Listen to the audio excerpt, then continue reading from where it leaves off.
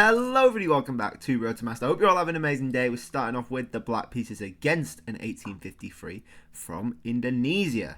What shall we do today? Let's play an e5. We've not had an e5 in what seems like an absolute age. And hopefully we get something we're half familiar with. Ruy Lopez. We'll go ahead with knight f6. Again, still not sure on the theory. Still not sure on the theory at all. But I think once you've castled, you've got to sort of defend this pawn. So we'll go ahead with d6. And this one, I think we've actually had before. It's called the Improved Steinitz Defense. And they go ahead with d4 straight away. I think here bishop d7 works. Potentially. Am I worried about d5? Also potentially. However, I'm not usually a big fan of e-takes, but I think that's probably the best course of action here. And it's just these e5 positions. I don't think they're for me, to be honest. I don't think they're for me. We'll keep poking and prodding at them. We'll keep trying them. I think doing stuff outside your comfort zone is always the best sort of track to improve. I think it's the best way to learn other things, learn how people that play these openings think, because we do play e4, so playing it as a reverse side is obviously going to help us learn what people who play it as black want out of the position. So I guess that makes some sort of sense. Anyway, our rating's at 1863, so sort of back-ish to where we were before we lost some of that rating, so that's good. They take with the bishop. Now we have a choice here, either to take back with the bishop or take with the pawn. If we take back with the bishop, we're potentially walking into some e5 ideas, going into some queen trades. If we take with the queen, we have options of queen d7 and potentially even long castling here, which could be okay. I'm still quite worried about an e5 push. However, e5, we can potentially drop this knight back to d7 and cover it that way with like a bishop takes.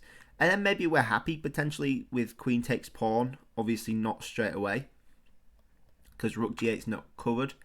So yeah, I don't know. Basically, I don't know. I think takes with bishop's probably the right thing to do. I think that's probably the right thing to do. E5's definitely coming. At which point, I think we have no choice but to take. Yeah, I think we would have no choice but to take. After queen takes, we're going to have to go queen e7.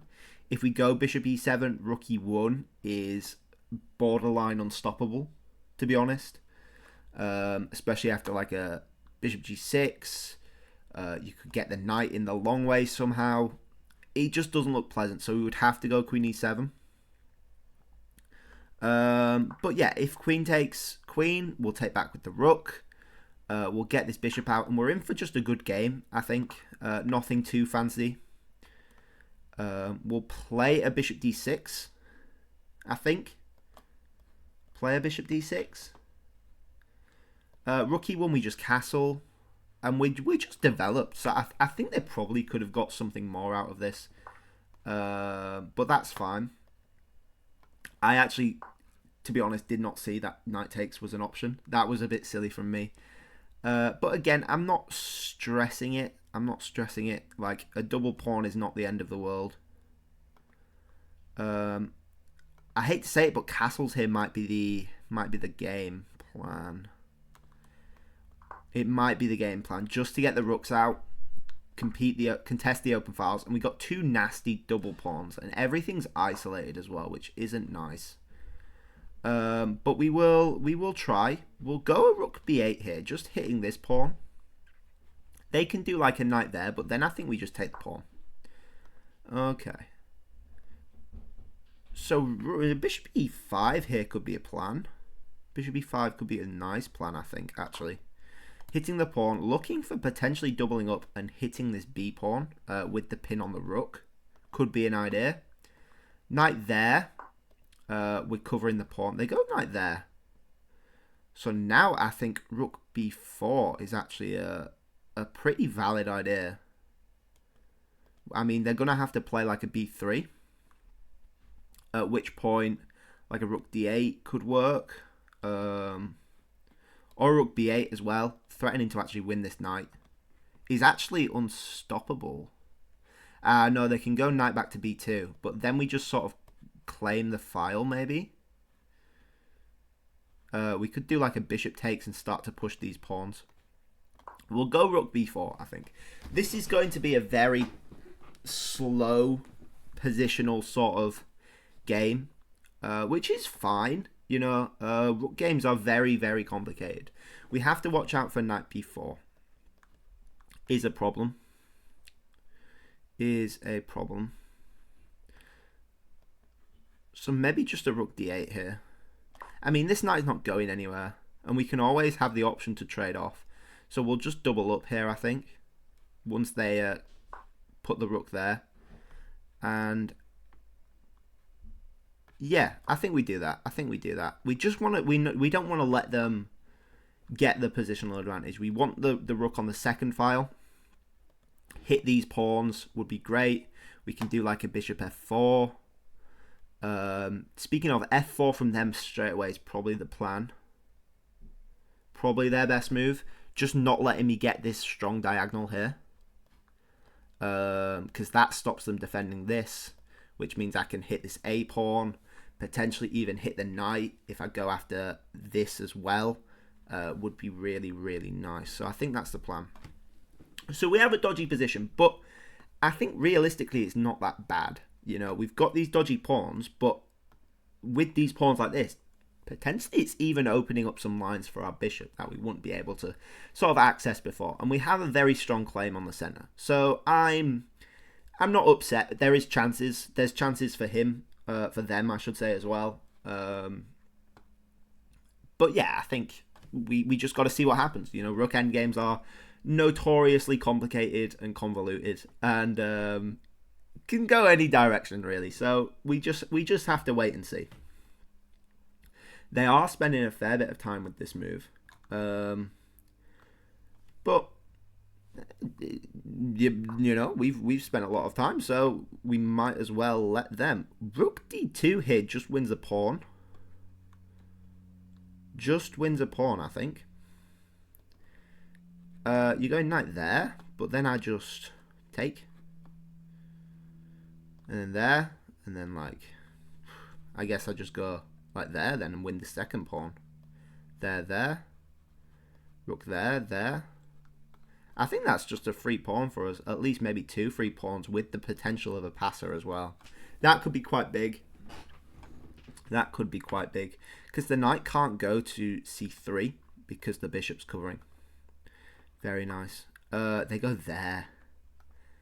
That's not pleasant for them at all. We go there, rook there is probably their idea. And I don't think I want to go rook a1.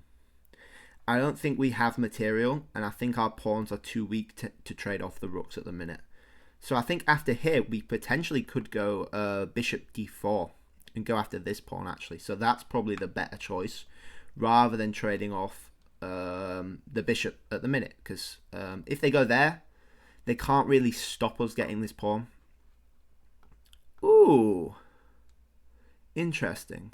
So they can actually leave this, and this is sort of self-sufficient because the knight's covering this b2 square, which is actually quite a cool idea. So we're up a pawn now, which is fine, but we can't really target these that much, especially because everything's on a light square as well. So I think we just come back to the open file, reassert our control over this.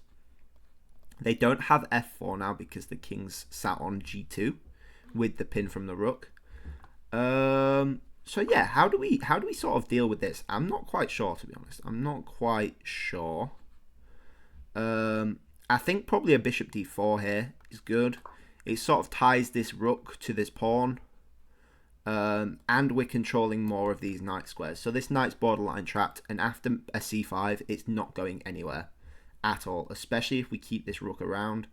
The bishop's controlling the open file, I'm very, very happy. Check here wins.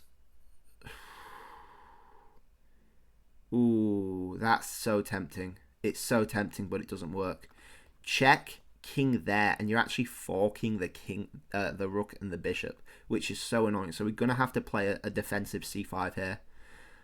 They still can't control the open file, and they have this d3 threat, which is devastating. So I think we're getting another pawn here, which is all good. I'm happy with that. And it just shows you the control like of the open file that's necessary with the rooks. They've moved their king away, which I think is a good move. I think it's a good move. It stops this idea. And if we go here now, they can move their rook to b1 because we're no longer threatening this f pawn. So that's a bit annoying. This knight's still trapped. So I think we can just spend some time to get our king in the game here, to be honest. Maybe a rookie... No, we can still do that because there's still the threat on the king. So that's all good. That's all good. Maybe just a king f8 then. King f8 seems okay.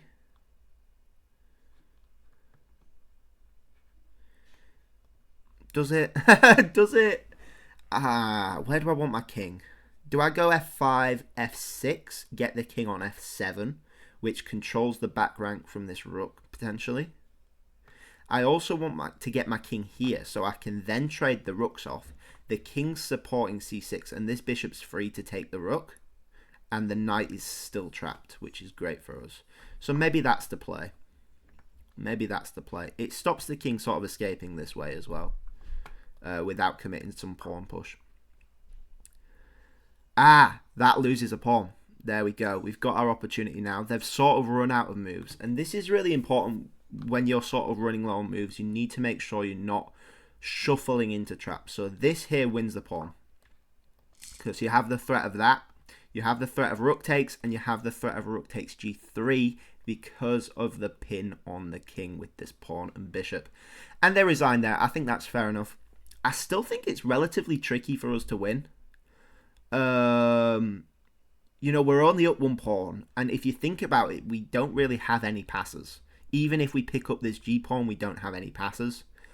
The problem is we probably get the b-pawn as well. So after that point, maybe it's a bit too much, especially if we manage to trap this knight. Yeah, I think they're probably right to resign there, to be honest. I think they're probably right. And I'm really happy with that win, actually. Considering we had a bad position out the opening, and I will say it's a bad position because we had those isolated pawns. I'm pretty happy with that. I'm pretty happy with that. So let's go over the review. Oh, accuracies. 89.3% accuracy versus an 80.9. 2350 versus 2000. Yeah, pretty good stuff. Let's see this eval. Let's see this review. So we have a Ruy Lopez. I know nothing about the Ruy Lopez. Just to be honest, I know this line, and this is it. This is it. So anything after this is just we're making it up on the spot. We're just trying to do developing moves. We're trying to not fall to any tactics. And we're just trying to sort of clear the center a bit. Get castled, get safe. And taking with the bishop was actually the right move. e5, we just take. And then I thought queen takes was the critical line. Trading off just gives me the open file. And it's taking your pieces, your developed pieces, and it's getting my pieces out. So it's trading off your developed pieces, and it's letting me develop my undeveloped pieces, which isn't ideal for white. And then this is a mistake here. I mean, there's nothing else to it. It gives them the doubled pawns, which actually turned out quite well for us, but I think they just misplayed it. Bishop e4 here is the move to hit this pawn. They would have to do like a c3 or something. At which point you're sort of putting your pawns on dark squares when you've got a dark square bishop. So maybe that's not ideal.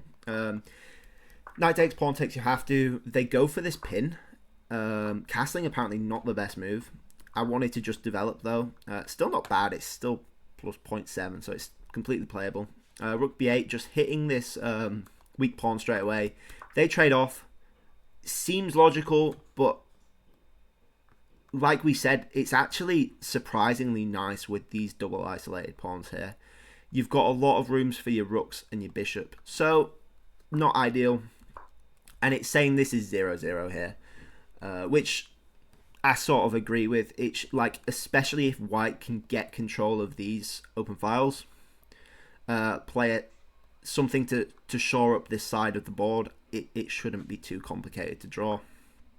We target their weaknesses. E4, the knight goes there. Apparently D1's better. Then you're potentially letting my rooks in onto the D file, the D file onto the second rank. There we go. And we saw here, we mentioned you needed to get this knight on B2. Otherwise, it's getting completely boxed in. And they didn't do that. They took their rook and moved it away from the defense of this B2 square. Apparently C3 is also a move, because the knight's covering that, which is quite nice, actually. I really like that as an idea. And that's stopping me getting to D4 as well, so I probably have to go back at some point and then go round this way, which is a bit slower. Or rook E4, it's saying, but then that's sort of offering up a trade of rooks. So I'm not sure. They let us in, and then we've got a super nice position here. Yeah, C3 again, really nice move. Rook D2, targeting this, but because this pawn's here now, the bishop can't control A1, so you can actually get the rook over here to defend that. I don't know if that's the right play or not, but it seems like one way you could potentially defend. C4, it's just boxing your rook. It's giving my bishop completely free reign over both of these diagonals, and I'm just super happy. I'm super happy. That's all. This is minus 0.7, so it's still completely playable. They just misplayed it. G3 is not a move you want to be playing. You need to get this knight out. If you let me get bishop D4, it's over. And this is minus 1.1 here. We take the pawn. Unnecessary, now that I look at it. It's better to just trap this knight straight away. Better to trap this knight. This pawn's not going anywhere. You know, it's always going to be a weakness no matter where you put it. So there's no rush. There's no rush. It gives them a chance to get the open file and potentially equalize. Although a lot of these pawns are defended. Maybe this A pawn's my weakness. Maybe that A pawn's my weakness. Yeah, especially if you get it on B8. I can't move my bishop to D4 to cover both of these pawns here. Which makes a lot of sense. We bring the rook back. We still haven't trapped the knight yet. Then we finally managed to trap the knight. This is minus 1.8. But I think realistically it's much worse than that. Like, what are white's plan? You're completely tied down to the defense of this pawn. This pawn's relatively stable until they gave me the moves to actually hit it. But you're completely tied down. I can use my king to get in. I've got time. I can force off the rooks. However, I do that over this way. If my king can cover this C5 square. And then the rooks are off. The knight's trapped. I'm pretty happy. King F3 gives me potential tactics with D3. I go with C5. Just so this bishop is sort of self-sufficiently trapping the knight. The A7 square weak if the rook can get in, but then we still have the threats on F2, so I'm pretty happy with that. They go back, fixing their mistakes. Apparently you're fine going forward, which looks okay to be fair, but it's absolutely bonkers. You lose this pawn, but I guess you get some activity. You claim the open file, get the king down here, hit this pawn potentially, with potential back rank ideas, which is wild. Very, very wild. Let's see the follow-up. Bishop takes F2. So you don't even take with the rook. See, I'd be taking with the rook. But then whoa. I guess you're threatening this pawn. What's the moves after this? Because this looks not nice. The king activity is the only thing you have going for you. Knight C3. Yeah, you untrap your knight. You don't even bother going for these because you lose this F pawn. Then you take the pawn because the king's blocking. You give them a fork. You defend your bishop. Takes. And this is a lot more drawable. Once the bishops come off, see, I was looking to trade off rooks because rooks can draw a game a lot nicer against a pawn. Bishops and knights, it's a bit iffy. It's a bit iffy. So against a rook versus rook endgame, it's a lot nicer to draw. Anyway, we go f5. Back to game review. Yeah, so this king move, it just apparently isn't good. This is minus 3.5. And the question is, again, what's your plan? You know, you've got nothing. You're tied down to everything. This is minus 3.5. f5 is the best idea, going for this f6 and the king up idea. And then this just loses tactically. It loses tactically, like we explained. Rook d3. You can't do anything to stop us getting this pawn and this pawn because of the pin on the king. So it's just not good. Your best way is probably defending this and giving up this one. King g2, excellent. Apparently rook b1's the better way to do it though, which is wild to me. Moving your rook away from your king. And you don't even go for the pawn. You don't even go for the pawn is absolutely bonkers. Yeah, I guess because you no longer have two defenders, you can keep hitting this. If the rook moves, then you can get this one.